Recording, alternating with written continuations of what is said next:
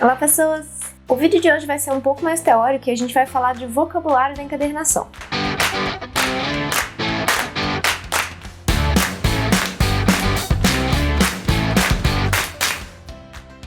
Existem muitas palavras que a gente usa no dia a dia de encadernação que muitas vezes para quem está começando pode ficar confuso, a pessoa não sabe do que a gente está falando, né? Ou muitas vezes você vai comprar alguma coisa de alguém, se você é um cliente, por exemplo, você vai comprar um caderno de alguém, a pessoa usa alguma nomenclatura que você não sabe exatamente o que é, e tem algumas coisas que são equívocos também dentro dos vocabulários, né, dentro da encadernação. Então eu vou tentar falar hoje aqui um pouquinho sobre essas palavras que eu considero que são importantes, porque obviamente existem milhares de palavras que pessoas usam, né, diferentes, mas acho que essas aqui são as bases que são legais de vocês saberem, de vocês entenderem o que significam. Algumas palavras que eu trouxe aqui são simplesmente nomes de ferramentas ou nomes de materiais, que para muita gente vai ser muito claro, né, muito básico, nem precisaria explicação, mas tem gente que está começando e que não é tão simples assim, né, não é tão óbvio para algumas pessoas, então eu preferi trazer aqui realmente o que eu considero as mais importantes. Antes da gente começar, não esqueça de deixar o like aqui embaixo, de se inscrever no canal se por um acaso você ainda não é inscrito e clicar no sininho para vocês serem notificados toda vez que eu lançar um vídeo novo. Me sigam também nas redes sociais, Instagram, Facebook, e entrem no canal do Telegram, que eu também sempre aviso por lá de conteúdo novo, de evento e qualquer outra coisa que seja importante. Vamos começar pelo básico do básico, a dobradeira. A dobradeira é uma das ferramentas que a gente mais usa na encadernação e ela é exatamente isso, ela é uma ferramenta para dobrar, é exatamente o que a palavra diz. E a gente usa para fazer dobra de aba, para fazer dobra de miolo, todo tipo de dobra que a gente precisa fazer, é para isso que ela serve. Existem tipos diferentes de dobradeira, mas eu não vou entrar aqui em detalhes porque não é o objetivo desse vídeo, é puramente para falar das palavras, né, do vocabulário. Então se você quiser saber mais detalhes sobre a dobradeira, eu vou deixar no vídeo aqui em cima nos cards e aqui embaixo na descrição, porque eu já expliquei a diferença entre os diferentes tipos de dobradeira. Outra palavra básica seria o agulhão, que é também uma das ferramentas que a gente mais usa, que é uma agulha grande. O nome também é bem autoexplicativo, que é o que a gente usa para fazer os furos, tanto na capa quanto no miolo.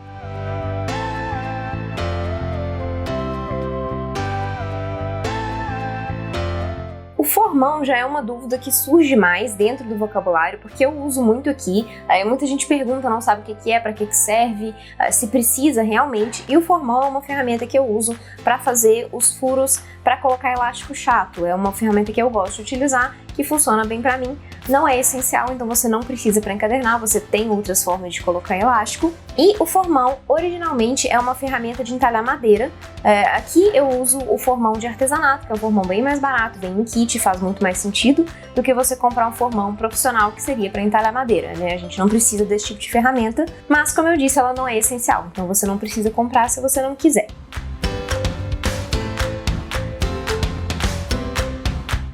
O que são gabaritos? O gabarito é tudo aquilo que serve como molde para acelerar o seu processo de trabalho. Então, o gabarito ele pode ser físico ou ele pode ser digital. Existem esses dois tipos de gabarito. No caso aqui, dos gabaritos que a gente costuma usar, são gabaritos físicos, que são de furação, por exemplo, que já tem uma furação base ali para você seguir e fazer os furos sem ter que ficar fazendo um molde para todos os seus cadernos. Existem gabaritos de corte, para você também já cortar dentro de uma medida específica sempre. Gabaritos de furo de elástico, né, que não são furos de miolo, que é um pouquinho diferente. Então, é para isso que servem os gabaritos, são moldes para acelerar o processo. Isso assumindo que você sempre faça com as mesmas medidas, né, nos mesmos locais e tudo mais, aí o gabarito faz sentido. Se você costuma fazer muita coisa personalizada fora de uma medida padrão, aí realmente não faz sentido investir em gabarito, tá? E também, se você está começando, o gabarito não é uma ferramenta essencial, você não precisa para começar. Os gabaritos digitais, eles têm mais ou menos o mesmo princípio, também é para acelerar o seu processo, mas aí é para você fazer os seus arquivos digitais. Eu, por exemplo, tenho gabaritos de todas as minhas capas, então as capas da loja, né, se é tamanho A6, se é tamanho A5, se é costura cópita, se é costura de lombada, eu tenho todos esses gabaritos separados, que aí quando eu tenho que criar uma capa, eu simplesmente vou ali e faço a arte dentro daquelas medidas, dentro daquelas guias dias, né, sem ter que ficar criando aquilo ali todas as vezes. Então isso seria um gabarito digital. Você consegue ver muito gabarito digital quando você manda as coisas para gráfica, né? As gráficas normalmente têm gabaritos próprios que você baixa e você monta o seu arquivo ali dentro para você já mandar para a gráfica nas medidas padrão que ela usa. Medidas padrão? Medidas padrões? Nas medidas padrão que a gráfica usa. Então isso tudo é para acelerar o processo, para evitar erro, né? Para você manter uma unidade em todo o seu processo de produção.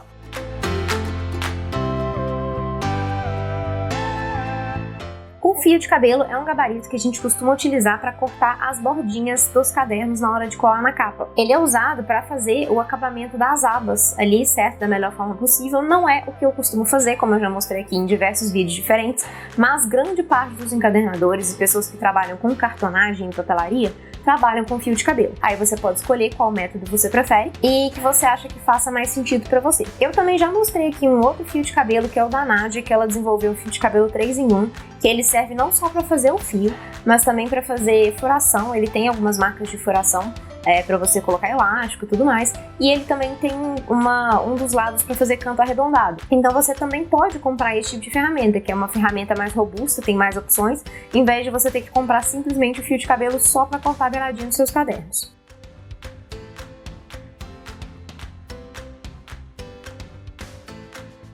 O berço é uma nomenclatura que é usada em toda essa parte de artesanato, de trabalho manual, na indústria alimentícia também é utilizado. O berço, ele é tudo aquilo que você vai usar para encaixar o seu produto, tá?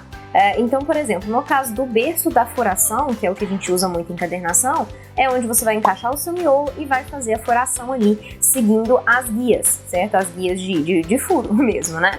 Então, isso aí que seria o berço de furação. Existem outros tipos de berço, aí eu vou dar exemplos de outras áreas, né, que não aí da encadernação, só para vocês entenderem a ideia, que é a embalagem, por exemplo. Toda embalagem que vem com aquela parte de dentro, onde o produto vem encaixado, aquilo ali é um berço. Então, por exemplo, você tem ovo de colher, por exemplo, muitas vezes vem numa caixinha e ele vem naquele plásticozinho, né, que encaixa o ovo. Aquilo ali é um berço. Quando você vai comprar um perfume, por exemplo, que vem numa caixa de presente também ali preso, né, numa depressão na embalagem, aquilo também é um berço.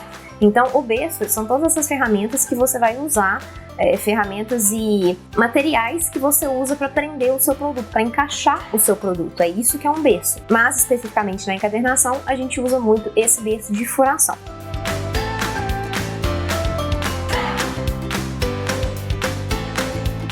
A base de corte também é uma ferramenta super comum, né? Todo mundo tem, que é essa base verde que a gente usa para cortar por cima.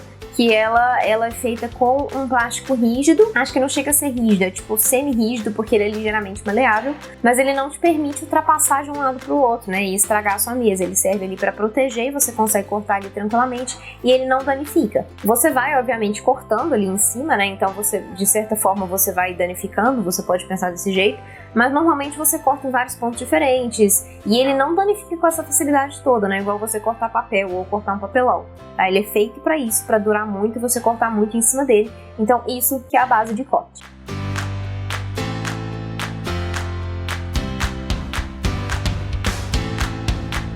O que são binder clips? Muitas pessoas conhecem como prendedor de papel, como clips de papel, igual um clips normal, mas não é só isso. O binder clip é um prendedor muito utilizado na encadernação, porque ele é muito bom para segurar papéis para você encadernar, enquanto você está costurando, enquanto você está colando, né? Ele não sei se ele foi desenvolvido para isso, mas ele é muito utilizado para isso. O nome, inclusive, vem dessa área, né? Binder, na verdade, tem mais de uma tradução. Você pode traduzir como prendedor, né? Então, assim, clips prendedor, né? Se você for pensar assim, que encaixa nessa ideia de prendedor de papel.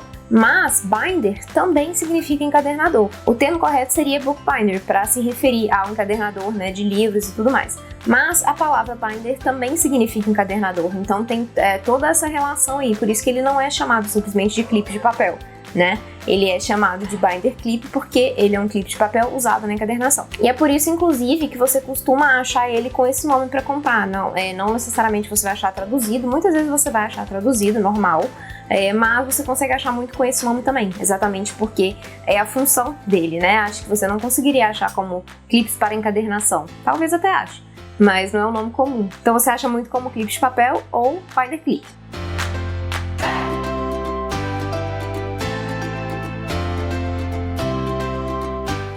Roller é uma das nomenclaturas de papelão cinza ou papelão Paraná, que nada mais é do que esse papelão que a gente usa para capa. Você também consegue achar esse tipo de papelão como calandrado, que é o nome que eu aprendi na faculdade, inclusive. Tudo isso é papelão, tá? Você pode encontrar com tonalidades diferentes, ou cinza, ou ligeiramente marrom, mas é tudo mais ou menos a mesma coisa que você vai usar como base para sua capa.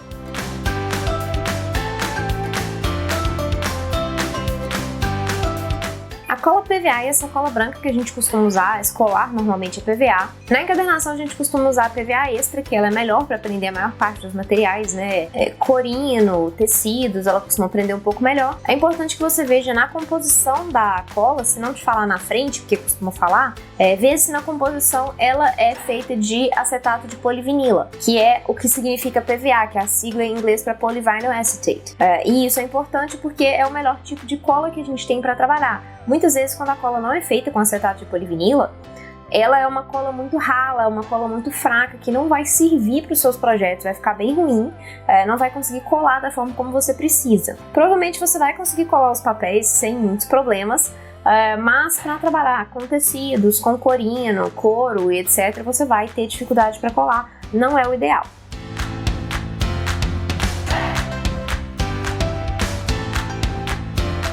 O cabeceado é um pedaço de tecido que é colocado na beirada do caderno, do seu miolo, na parte de cima e na parte de baixo, originalmente para proteger o seu caderno. Antigamente, e também em livros pesados até hoje, livros mais de encadernação tradicional e livros realmente pesados, né, com capa muito pesada e miolo muito pesado, normalmente o cabeceado ele é costurado no miolo para aumentar a proteção mesmo e a durabilidade para o caderno não desfazer. Mas em grande parte dos cadernos que a gente faz, né, que a gente produz no dia a dia de encadernação, você simplesmente cola o cabeceado ali mais como uma peça decorativa do que protetiva, porque você não tem ali muito uso mesmo prático para o cabeceado, tá? Ele vai proteger ele um pouquinho de entrar qualquer coisa ali no buraco entre a lombada da capa e a lombada do caderno, mas não é essencial, tá? Realmente hoje em dia, nesses cadernos mais simples, que são levinhos e tudo mais, ele é puramente colado, então ele vira mais um item de decoração do que um item propriamente com alguma funcionalidade.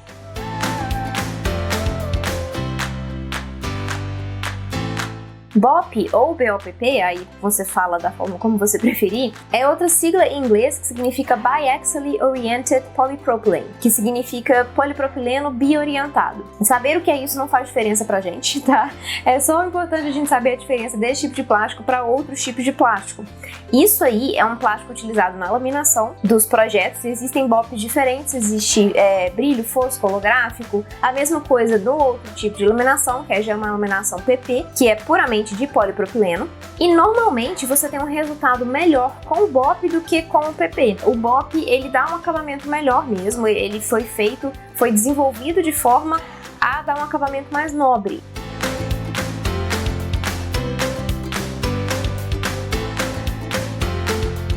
Foil e hot stamp são duas técnicas de impressão metalizada que a gente pode utilizar nos nossos cadernos para enobrecer. O hot stamp é a técnica mais tradicional de fazer esse tipo de aplicação, é muito feita em gráficas e normalmente você trabalha com larga tiragem, porque você precisa fazer um clichê, que é um carimbo de metal, que vem numa máquina que pressiona ali a fita metalizada e por calor transfere para a superfície que você está trabalhando, que é mais ou menos o mesmo princípio do foil, que é também feito por transmissão de calor ali, só que ele não tem essa pressão que existe no hot stamp, né? E não tem o clichê, porque no hot stamp o que mais encarece é você ter que fazer essa placa de metal. E não só encarece o processo, como você fica limitado àquela placa ali, né? Então você teria que fazer o seu projeto somente com aquela arte que você fez na placa. Então por isso que ele é feito de alta tiragem. Quando você vai fazer cartão de visita, por exemplo, que você vai colocar o hot stamp na logo, aí você faz o seu clichê, o seu carimbo ali com a sua arte da logo e vai fazer assim 1.000, 2.000, 5.000, 10.000 cartões, que aí é o que vale a pena financeiramente, que você dilui o preço desse clichê nessas batidas aí de impressão. E o foil é um método desenvolvido mais barato, que ele trabalha com a impressão a laser. Você precisa fazer uma impressão necessariamente a laser, e aí você adere ali o foil por meio de laminação, e aí você coloca a fita por cima e aí passa numa laminadora e depois só tira essa fita. Ela vai aderir ali por calor nessa impressão a laser. E aí você tem algumas desvantagens do foil, que seria a questão da laminação. Você depende aí da laminação e da fonte de calor.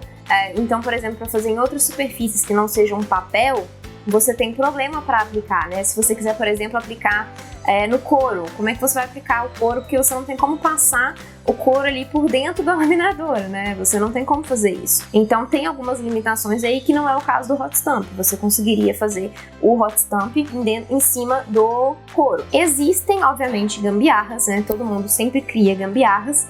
Você consegue fazer, eu já vi pessoas fazendo com ferro, usando ferro para fazer, mas você tem um problema de queimar o restante da sua superfície, né? Quando você vai fazer com ferro no couro, né, por exemplo, você tem um problema corre o risco de você queimar o restante ali, que não é o foil.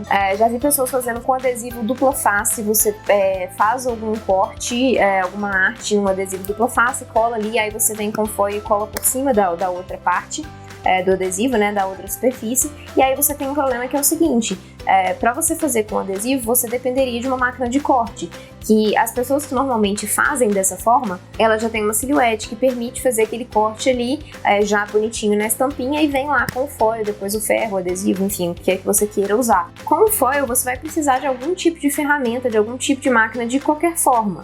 Ou você vai usar a laminadora e a impressora laser aí para fazer a sua impressão e conseguir passar, ou você vai usar uma silhuete para cortar ou coisa no formato ali, para você conseguir daí sim usar o adesivo e usar o ferro. Então assim, você tem que ter alguma ferramenta de qualquer forma. Ou você pode comprar o foil quill, por exemplo, que é aquela caneta também da silhuete. Existe uma caneta já avulsa para você fazer o trabalho manual. Então assim, alguma ferramenta você tem que ter. Você não consegue aplicar sem nenhuma ferramenta, nenhum tipo, ou impressora laser, ou silhuete, ou laminadora. Então também tem as suas desvantagens. Mas no geral, o foil é um processo mais barato do que o hot stamp, e ele te permite fazer coisas personalizadas, né? Assim, você não fica preso a um único formato, que é o caso do hot stamp por conta do clichê. No caso do foil, você pode fazer várias artes diferentes com ou sua silhuete, ou a impressora, né? O que quer que seja, você consegue trabalhar dentro dessa personalização.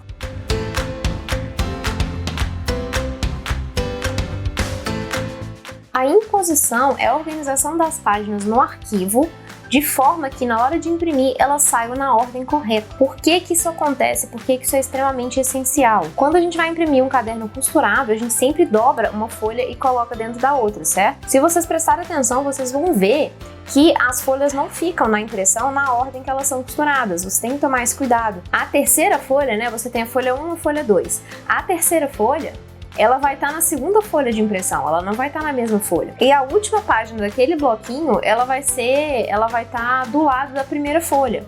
Então não fica na mesma ordem. Se você pegar aí um caderno que você tenha costurado, você vai ver, faça esse teste, na verdade. Pega uma folha, dobra uma folha A4, dobra ao meio, como se fosse um caderno costurado, e faz a numeração, né? 1, 2, 3 e 4. E aí você vai ver, na hora que você abrir a folha, que o 4 vai estar do lado do 1.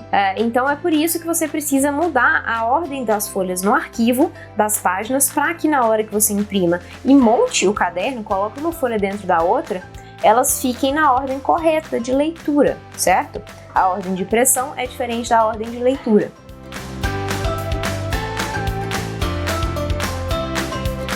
A cantoneira é uma pecinha de metal que você coloca na beiradinha da sua capa para melhorar o acabamento e para proteger também a beirada. Era muito usada antigamente, né, em livros antigos, e hoje em dia está sendo usado cada dia mais para realmente dar um up nos projetos, né, para deixar mais nobre e mais bonito. E a canteadeira pode confundir, porque uma é cantoneira e outra é canteadeira. A canteadeira é aquilo que faz os cantos, certo? Então você tem várias ferramentas canteadeiras diferentes, você pode chamar de arredondador de cantos também, se você preferir, que é o caso daqueles tipo carimbos que você aperta, né, para fazer o corte nas beiradas, ou da minha Crocodile Corner Jumper, que é o que eu tenho aqui que eu uso para fazer esse arredondamento. Você tem outro tipo de canteadeira também, industriais, maiores, que vão te permitir fazer o corte do caderno inteiro, mas provavelmente é que vocês vão comprar assim com mais facilidade essas que são tipo um cortador mesmo, né, que você aperta para cortar as pontinhas. Então isso que é uma canteadeira, que é diferente de uma cantoneira, ok? O balancinho é uma ferramenta de pressão para colocar vários tipos de coisa. Eu uso para colocar ilhós, mas você pode usar para botar rebite, botão, para colocar a cantoneira, né? Igual eu falei que existe uma matriz para cantoneira, e a matriz é essa parte do balancinho que sai e você pode trocar. Então ele é extremamente versátil e aí você pode usar para várias coisas diferentes. A Japanese Screw Punch, que eu uso muito aqui, que é um furador rotativo japonês. Ele foi desenvolvido originalmente no Japão, você consegue comprar hoje em dia no Mercado Livre, né, tranquilamente, e você consegue comprar importado no AliExpress, no Shopee, na Wish, você consegue achar, e normalmente é mais barato do que você comprar diretamente no Mercado Livre, mas vai demorar mais, né, então tem isso em mente. Mas é um furador rotativo que serve para você fazer furos maiores, né, em áreas que você não conseguiria fazer com um alicate, né? Porque o alicate você tem problema de conseguir enfiar a folha ali no lugar onde você precisa, né? Tem uma limitação física ali até o ponto que você consegue entrar com o alicate. No caso da Japanese Screw Punch, você consegue furar em qualquer ponto da capa, ou do papel, do miolo, onde quer que seja. Ela é um pouquinho mais chata de trabalhar, porque realmente você tem que ficar pressionando ela ali para ela ir girando e cortando, mas ela tem funcionalidades muito boas, né? Para fazer esses furos maiores, igual eu já falei. A laminação ou dublagem do tecido é um processo em que você coloca uma camada extra na parte de trás para aumentar a proteção e para facilitar o trabalho na hora de colar o tecido no seu caderno, na sua capa. Existe mais de uma forma de você fazer essa laminação. Você tem a opção de fazer com a entretela termocolante ou entretela adesiva, que você coloca por trás, é como se fosse um contact que você coloca por trás e você passa pro tecido por meio de calor, com um ferro, e aí você retira a camada de proteção e aí você já pode colar na sua capa, certo? Aí você aumenta a gramatura do seu tecido, né, a proteção, e evita que a cola passe de um lado para o outro, que ajuda bastante para fazer o acabamento dos cadernos. Uma outra forma de fazer esse método é colando um pedaço de papel na parte de trás. Funciona mais ou menos o mesmo princípio, você cola o papel e passa o ferro para derreter a cola, e ajudar na absorção aí, né, para não ficar com bolha e tudo mais. Então o processo é mais ou menos semelhante. A vantagem do papel é que você tem em casa, né, assim, enquanto a entretela você precisa comprar. Eu prefiro trabalhar com a entretela, tenho preferido até o presente momento, pode ser que eu mude de ideia, porque eu ainda não consegui um bom acabamento, assim, que eu ficasse realmente satisfeita trabalhando com o papel, tá? Mas é uma questão de gosto e eu realmente fiz poucas vezes, assim, eu não peguei a prática ainda do negócio, né? Como eu trabalho com entretela, eu já tenho a experiência ali, eu vou mais rápido, né? Eu prefiro. Mas eu pretendo ainda sentar e fazer vários testes com papel para ver se vai funcionar direitinho, né? Para ver se eu consigo pegar realmente a técnica aí, porque é muito mais barato do que você trabalhar com a entretela. Então faça o teste, vê o que você prefere, se você prefere trabalhar com a entretela ou com o papel, certo?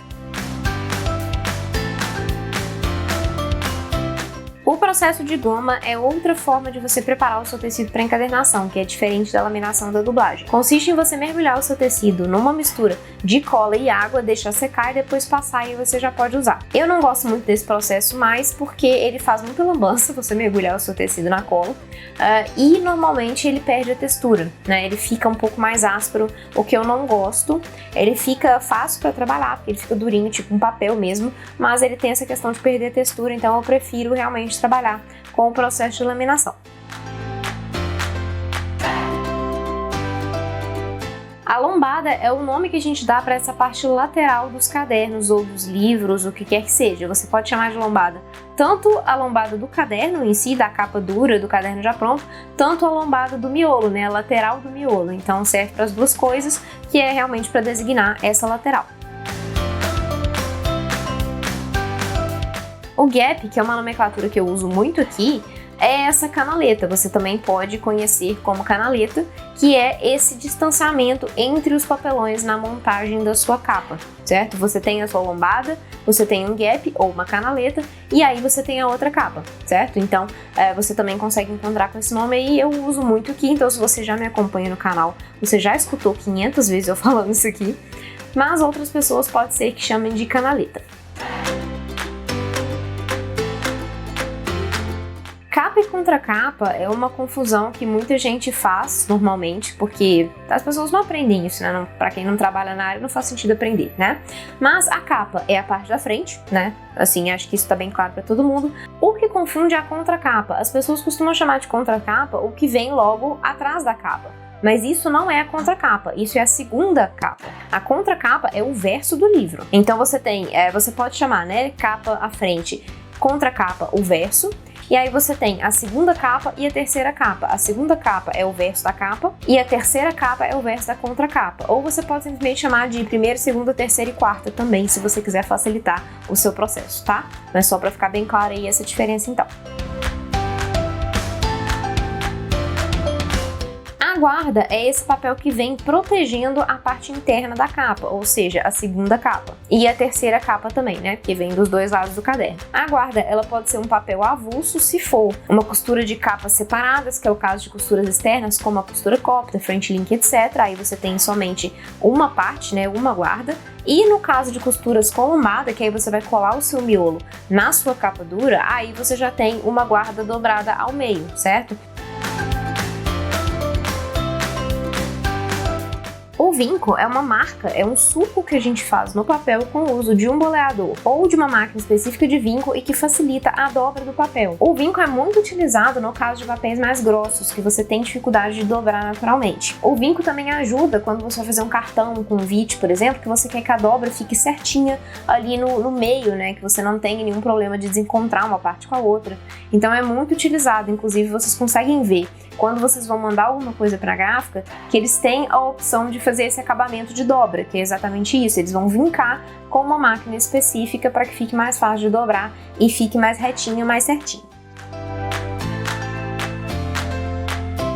Agora a gente vai entrar aqui num pequeno probleminha que acontece muito, que são as pessoas chamando determinados cadernos de Moleskine. O que acontece? Moleskine é uma marca. Moleskine é uma marca de cadernos italiana que ficou conhecida porque começou a desenvolver esse tipo de caderno estilo sketchbook que a gente usa hoje em dia, que é o que a gente chama de caderno Moleskine. Mas vocês têm que tomar muito cuidado por dois motivos. O caderno Moleskine, ele não é só esse estilo que a gente costuma chamar de capa dura, com elástico e tudo mais.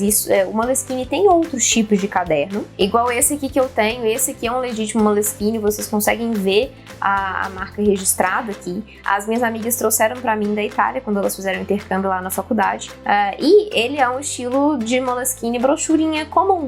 Ele não é capa dura e ele é um Moleskine. E eu tenho muito problema com isso, com cliente que fala, eu queria um caderno Moleskine. Aí eu tenho que perguntar exatamente como que você quer. É capa dura? É com elástico? Me explica os detalhes do caderno. Porque falar que um caderno é Moleskine não diz que tipo de caderno que ele é, entendeu? Assim, obviamente, eu sei que as pessoas normalmente querem dizer isso aí, que é um caderno capa dura, com elástico e tudo mais, esse estilo aí que a gente já conhece.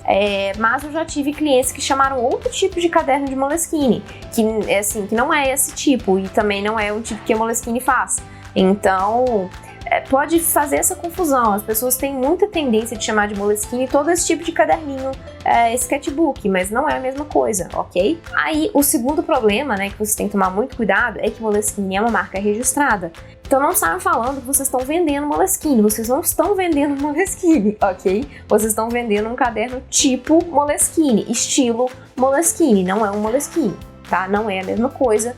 Inclusive, quando você vai fazer anúncios, né, no Google, Facebook, etc., você pode ter sua conta bloqueada por uso de marca registrada, ok? Então, tomem esse cuidado aí. Vocês têm sempre que falar que é um caderno tipo Moleskine, um caderno estilo Moleskine, é um sketchbook, né? Que, assim, são formas de você se referir ao mesmo tipo de caderno sem ter esse tipo de problema, ok? Então eu só queria deixar isso aqui registrado. Moleskine é uma marca registrada, não é um tipo de caderno. Vamos ao Bullet Journal. O que é o Bullet Journal? O Bullet Journal, assim como o Moleskine, ele não é um tipo de caderno, ok? O Bullet Journal, ele é um método de organização desenvolvido pelo Ryder Carroll, que é um designer gráfico, que consiste em você usar bullet points, que é exatamente por isso que ele tem esse nome. Seriam listinhas, né, que você faz e outros métodos aí de organização, para poder escrever, para poder fazer como se fosse uma agenda, né, e tudo mais, e se organizar de forma mais rápida e simples. Então não é um tipo de caderno também, é um tipo de técnica, mas também, assim como o Moleskine se tornou o nome do caderno, que são cadernos pontilhados, né, as pessoas chamam cadernos pontilhados de Bullet Journal. Então se você quiser se comunicar com seu cliente de forma que ele entenda, use essa palavra, tá?